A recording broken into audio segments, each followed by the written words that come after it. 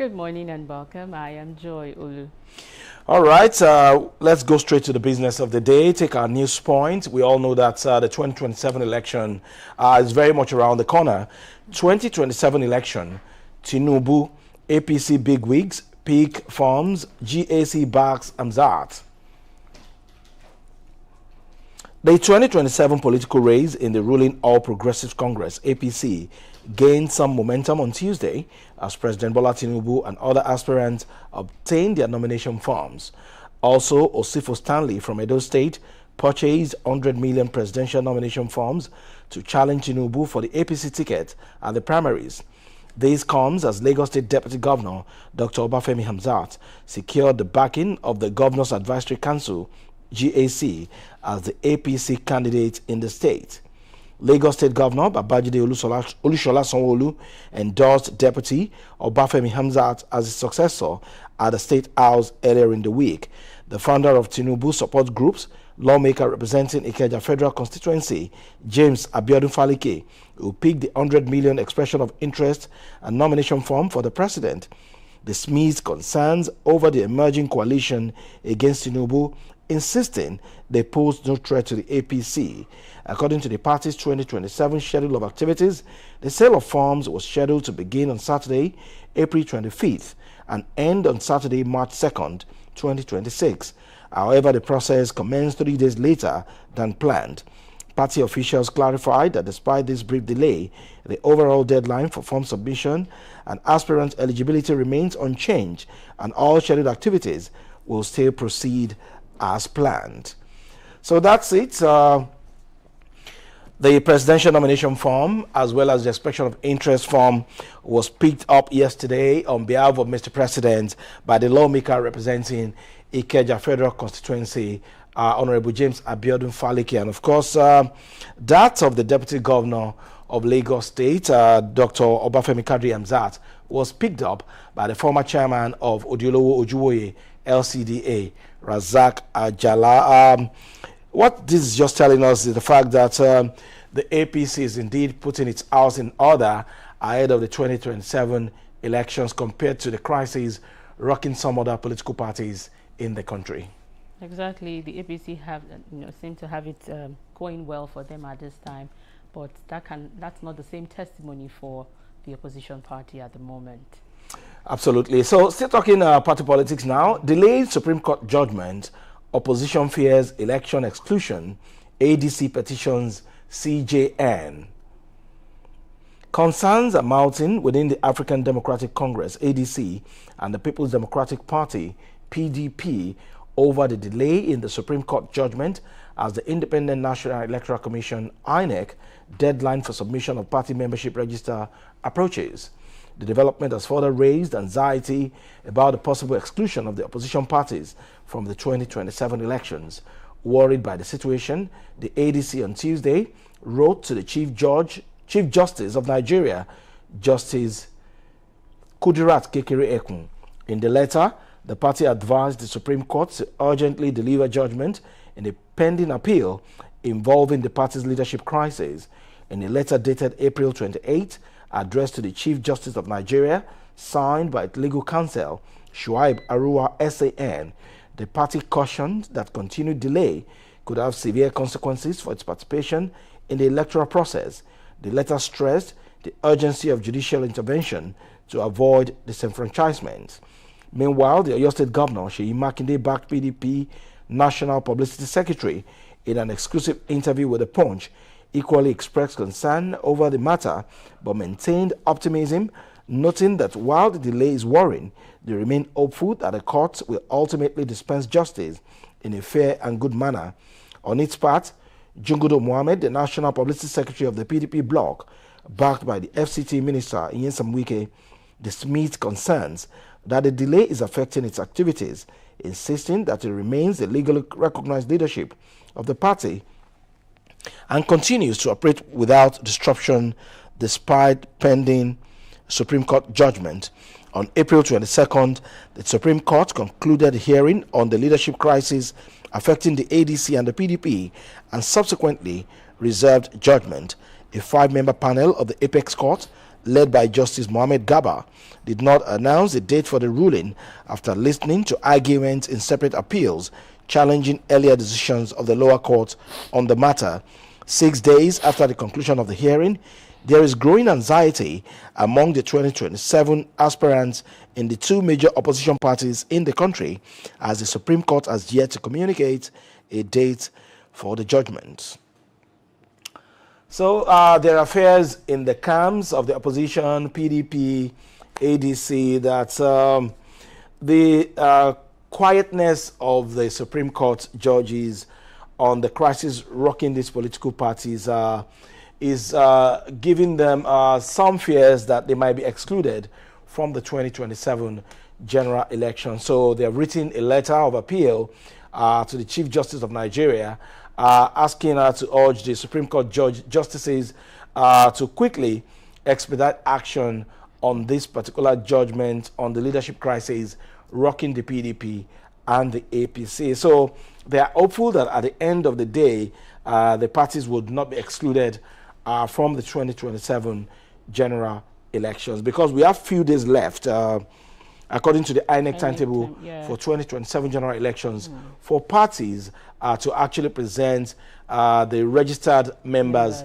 of their parties. And so if they are not able to do that, and INEC rather is not able to scrutinize the list and the numbers of their members, I'm afraid ADC, PDP might not be able to participate in the 2027 elections. You said, that's the way they are feeling too.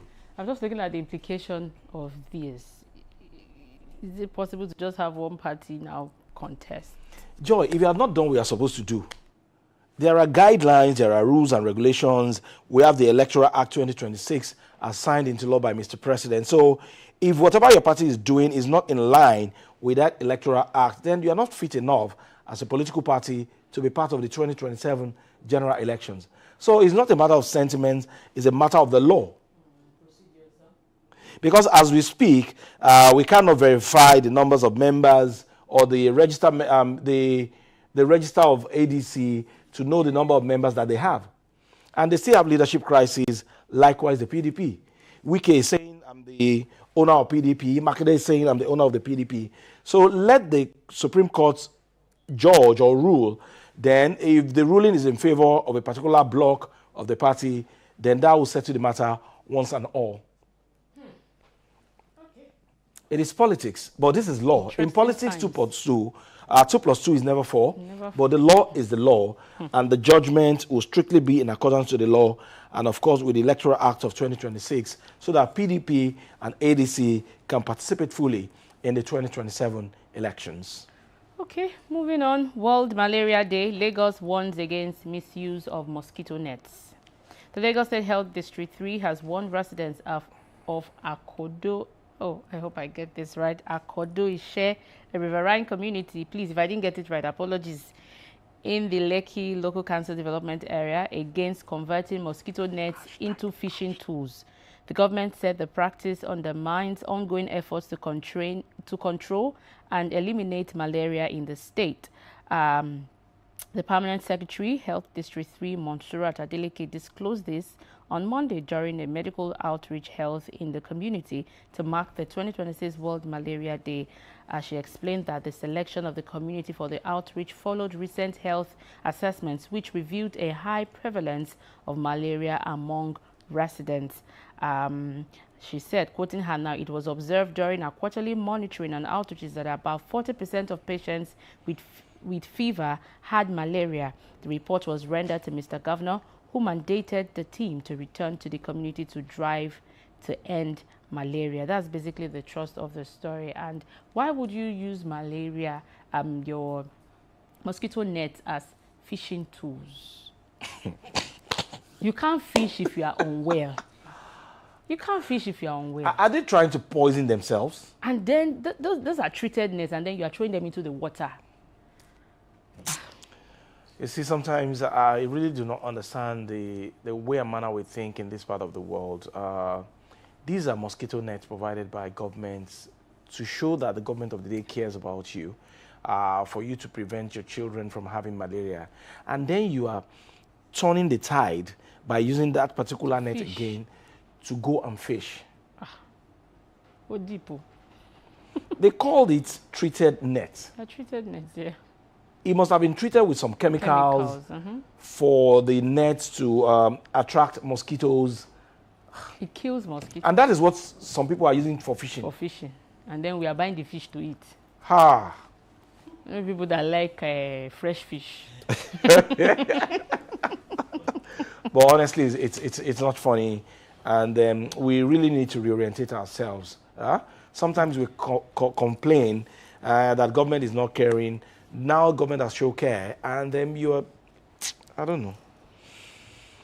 Okay, that's it. The news point for today, from politics to malaria.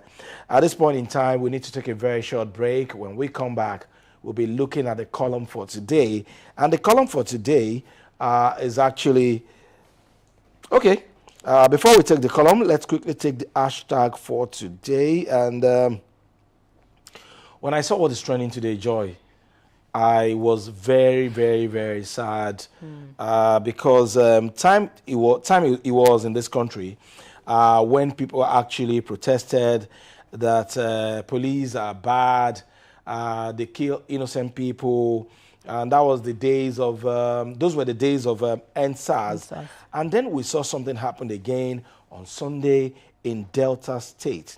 Fine, you apprehended a suspect, and I think it was handcuffed. You know, so many things that was going through my mind when I saw that particular video. The way and manner that police officer was dressed, I didn't like it. It was not in uniform. It was not in uniform. It was looking like a tout. Then somebody was still pleading. I'm not the owner of the gun. Somebody sent me on errand. I'll explain. I'll give you evidence. I'll take you to his house. Yet you shot the guy like a chicken. And you were happy. And in fact, some people were hailing him when I watched the video. I mean, so there was nobody there that had common sense that could stop that act from their happening. dressing, they had no common sense. I mean, it's and so I think sad. they need to take them to a psychiatrist to actually examine those guys. Check their heads. You were killing somebody and you were happy. You were delighted. Shooting that innocent guy because he's not been proven guilty until taken to court. With the level of insecurity, banditry that we are dealing with in this country, and then the people that are meant to protect us are busy unaliving people. Then why were they not in uniform? Why were they not in uniform? Because if somebody like this man, I've forgotten his name now, should stop me, I will not answer him because he was not in uniform. ASP Usman, Assistant Superintendent of Police, that's an officer. That was reckless. That was heartless. And I just hope that things will change in the time of the current IGP, Tuji Disu, so that these guys will face the music. Yes, we want to hear. We want to read it in the papers on what has happened. We want to know the end of this case. He was shooting the guy and he was happy. And look at the way they even dragged the guy into their vehicle. Like he was some kind of chicken. I hope justice will be done at the end of the day. It's quite unfortunate. And when people revolt now, I don't know. But let's just stay calm, believing that the current leadership of the police will do the needful and, of course, punish these guys in accordance to the law of the Federal Republic of Nigeria. It's quite unfortunate, and we do sympathize with the family of that guy who lost his life unnecessarily in Delta State. We'll be taking a very quick break at this moment. When we come back, we'll be looking at the column for today.